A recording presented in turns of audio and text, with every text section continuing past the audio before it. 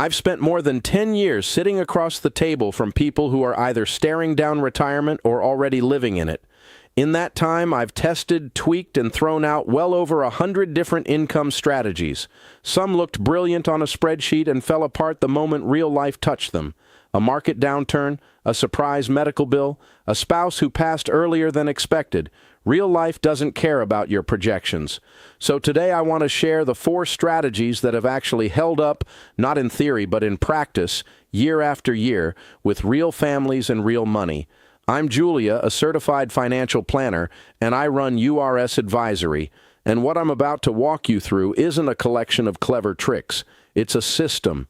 Each piece supports the next one, and together they create something sturdier than any single tactic could on its own. Let's start with the foundation. Strategy number 1. Give your money a job based on timing. If you've spent any time on my channel, you've probably heard me talk about bucketing before. If this is your first time hearing it, welcome. You're about to learn one of the most calming concepts in retirement planning. Here's the core idea. Stop treating your retirement savings like one giant, undifferentiated pile of money. Instead, sort it by when you'll actually need it. Think of it in 3 layers. The first layer covers your near-term living expenses, generally the next 1 to 5 years. This money has no business being in the stock market. It belongs in cash, money markets, short-term treasuries, boring, stable, available. The second layer is for the medium stretch, years 5 through 10, and this is where a blended mix comes in, something like 70/30 or 60/40 between stocks and bonds, calibrated to your comfort level and your actual financial picture. The third layer is for the long haul. This is growth money, the portion meant to outpace inflation over decades, and it lives almost entirely in equities. Why does this matter so much? Because it protects you from one of the cruelest dangers in retirement, being forced to sell your investments at the worst possible moment. Financial planners call this sequence of returns risk, but you don't need the jargon to understand the danger. If the market drops and you're forced to pull money out of stocks to cover your bills, you lock in those losses permanently. There's no time left to wait for a recovery. That single dynamic has derailed more retirements than almost anything else I've seen. When your near-term spending is already sitting safely in cash, a scary headline doesn't have to scare you. You're not watching your grocery money ride the stock market roller coaster. That peace of mind changes behavior. People who feel secure don't panic sell. They stay the course. And staying the course is, frankly, half the battle in long-term investing. This structure also gives you a clear, repeatable rhythm for managing withdrawals. When markets are having a good year, you trim some gains from your growth bucket and use that to refill your short-term cash reserve. When markets are struggling, you simply draw from the cash you already set aside and let your long-term investments sit untouched, recovering in peace. Retirement income stops being a guessing game and becomes a discipline, a clear, repeatable rhythm instead of a constant scramble. That's the foundation. Now let's talk about what sits on top of it. Strategy number 2, let your spending breathe. One of the questions that keeps retirees up at night is simple. How much can I actually spend without running out of money? For decades, the default answer was the 4% rule. Withdraw 4% of your portfolio in year 1, adjust for inflation every year after, and hope for the best. I'll be honest with you. I think that rule is far too rigid for the retirees I work with today. It assumes a static world. Real retirements aren't static. They breathe in and out with the markets. That's why I prefer what's called the guardrails approach. Instead of locking yourself into one number for the rest of your life, you set a range, a ceiling and a floor tied to your withdrawal rate. If your portfolio performs well and your withdrawal rate drifts comfortably low, you get to enjoy more of your money. Take the trip, help the grandkids, live a little bigger.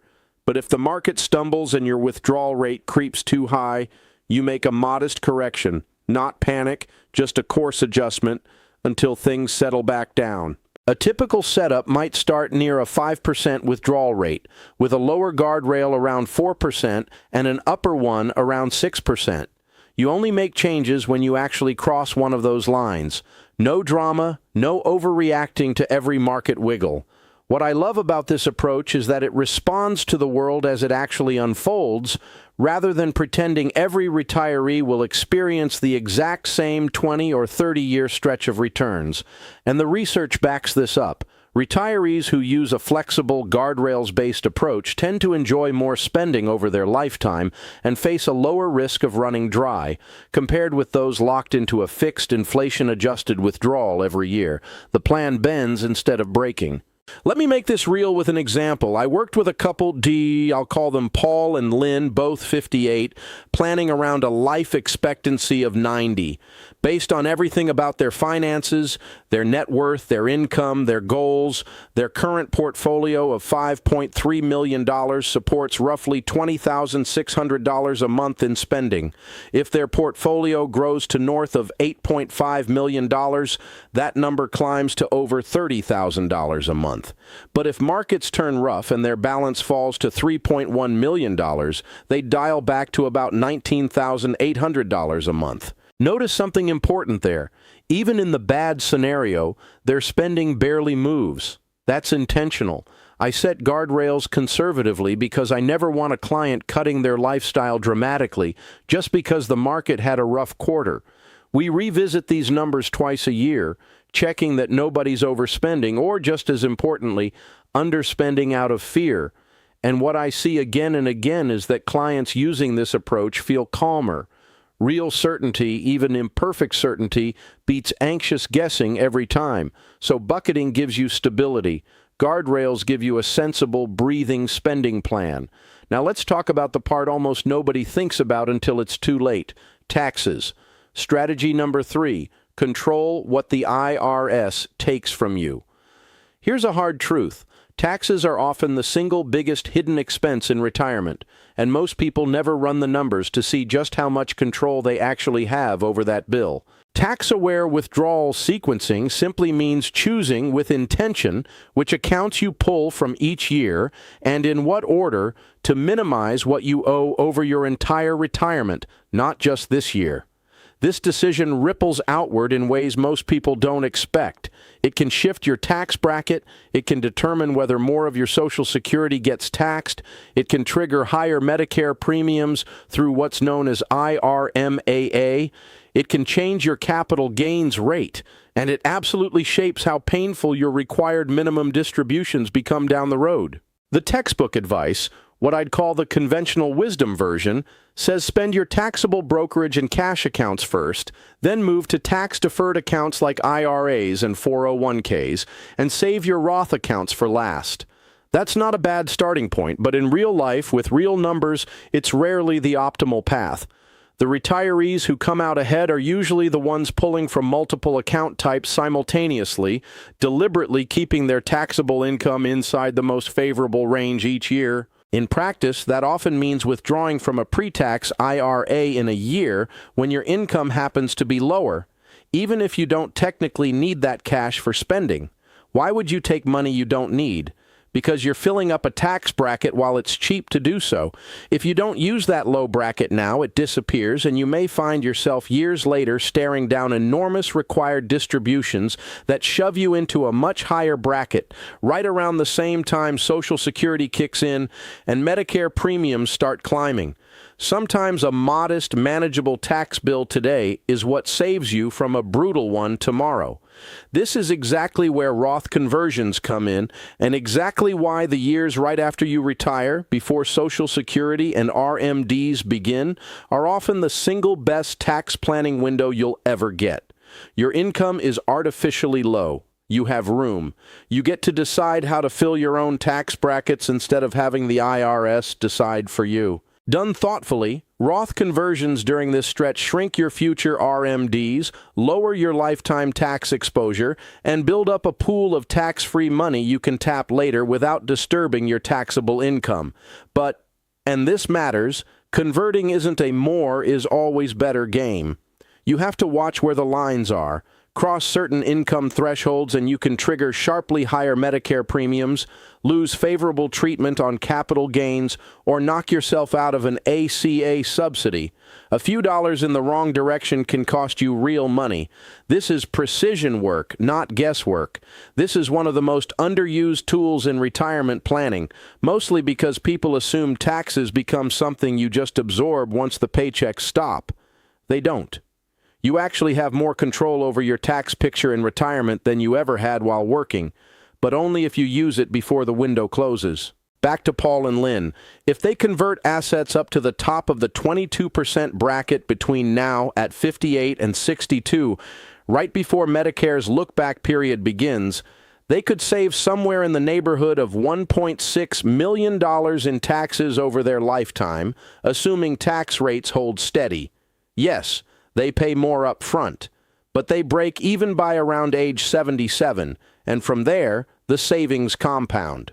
Picture two lines on a graph, one for the taxes paid through strategic conversions, one for taxes paid by simply withdrawing from the IRA as needed. They cross fairly early, and after that, the conversion strategy pulls dramatically ahead, especially once RMDs would have otherwise kicked in hard. Now you can see how the pieces start talking to each other. The bucket structure protects your spending. The guardrails keep that spending sane and responsive. The tax strategy protects what you actually get to keep. None of it works in isolation. Strategy number 4, test your plan against the world that might actually happen. The fourth piece is one I consider non-negotiable, regularly stress testing your plan with Monte Carlo analysis. Here's the problem with a basic retirement projection, the kind that assumes a steady average return every single year. That world doesn't exist. Real markets are messy. They crash, they soar, they sit flat for a decade, they throw inflation at you when you least expect it. A straight-line projection completely misses that chaos. Monte Carlo analysis takes a different approach. Instead of one tidy forecast, it runs your retirement plan through thousands of randomly generated market scenarios. Booms, recessions, stagflation, brutal early losses, golden decades, and shows you how your plan would have held up in each one. The output isn't a promise, it's a probability. Not, you'll have exactly this much at 90, but your plan succeeds in roughly this percentage of all the futures we tested. Personally, I look for an 80% success rate or higher, because I specifically want the plan to survive the ugly scenarios. A market crash right as you retire, paired with a longer than expected life. That combination is the real nightmare scenario in retirement math, and it's exactly what this kind of testing is built to catch. What makes this so valuable is that it exposes the cracks a simple spreadsheet will never show you. Vulnerability to a bad first few years, to a long inflationary stretch, to an unlucky sequence of returns, or simply to living a long, full life that outlasts a too-thin plan. But here's the part people miss. Even a great analysis is worthless if you run it once and file it away. Retirement planning isn't a document you finish. It's a living, breathing process that needs to move with you as markets shift, spending changes, tax law evolves, and life inevitably happens. In my practice, we revisit full plans twice a year, plus seasonal check-ins around tax season, insurance renewals, beneficiary reviews, and forward planning for the year ahead. These regular touch points catch small issues while they're still small, and just as importantly, they catch fleeting opportunities. A good year for a Roth conversion, a smart moment to harvest gains at a low rate, a chance to adjust spending before a downturn does real damage, or early prep for a Medicare or RMD change before it becomes an expensive surprise. Here's what I want you to take from all of this. These 4 strategies aren't 4 separate choices you pick from. They're 4 layers of one integrated system, and they only reach their full power when they work together. The bucket structure is your foundation. It organizes your money by timeline and gives every dollar a clear job, protecting near-term spending from market noise while long-term money keeps growing. The guardrails sit on top of that foundation, giving you a spending framework that flexes with reality instead of pretending every year will be the same. Beneath all of it runs the tax layer, quietly determining how much of what you've built you actually get to keep and how much disappears to inefficient withdrawals and avoidable brackets. And running through everything is the ongoing discipline of stress testing and reviewing, making sure the whole structure still holds up as the world changes around you. The retirees I've watched succeed, truly succeed, with both financial security and genuine peace of mind, are the ones who stopped chasing the next clever tactic and started treating their retirement income as a connected system. The bucketing protects the guardrails. The guardrails protect the portfolio. A protected portfolio gives the tax strategy room to work. And smart tax planning extends the life of the entire plan. Pull any one piece out and the rest gets weaker. Put them together and you get something far more valuable than any single trick. Income you can count on, taxes you've actually planned for, protection against the market's worst moods, and, maybe most importantly, the confidence to actually enjoy the retirement you spent your whole working life building. That confidence is the real goal here. Not a perfect spreadsheet, not a magic number, the freedom to stop worrying and start living the life you've earned.